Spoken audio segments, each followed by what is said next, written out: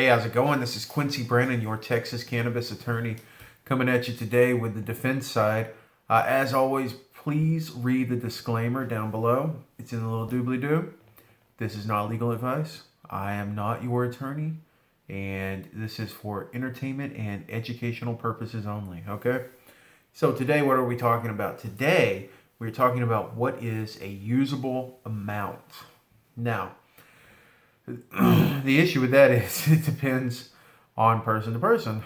Some people think that you have to have a ton of it to make a joint, or people think that you have to have a little bit to make a joint. It goes by person to person. So specifically in Texas, the way it works is you have to be found to be in intentional possession of a usable amount of marijuana.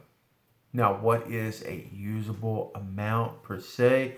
Best thing that we have in the state of Texas is there was a case from 1976, Lejeune,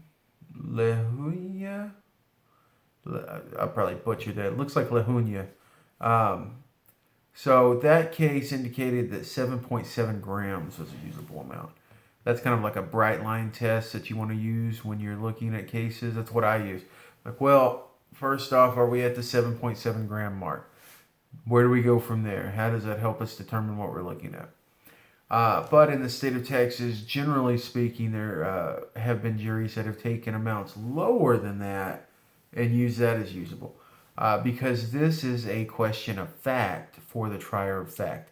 The trier of fact in every case is the jury, unless you're having a bench trial with a judge, okay?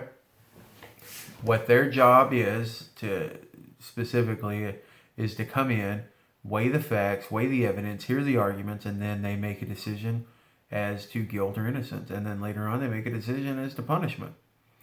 That's how it works in the state of Texas. That's how it works in most states, if not all. I haven't been to all of them, so who knows? Could get into a Delaware court and find that I am SOL because I have no idea what's going on.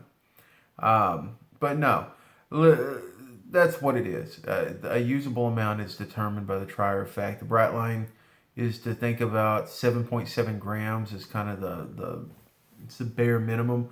But there have been juries that have taken 0.5 grams and used that.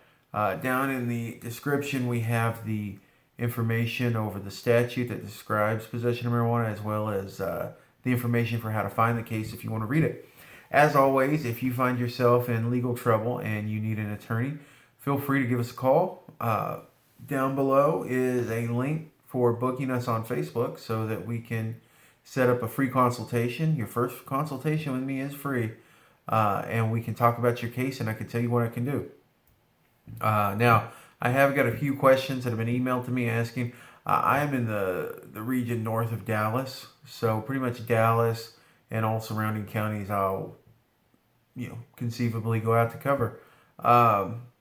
Just give me a call and I can talk to you. Okay? All right. Y'all stay groovy.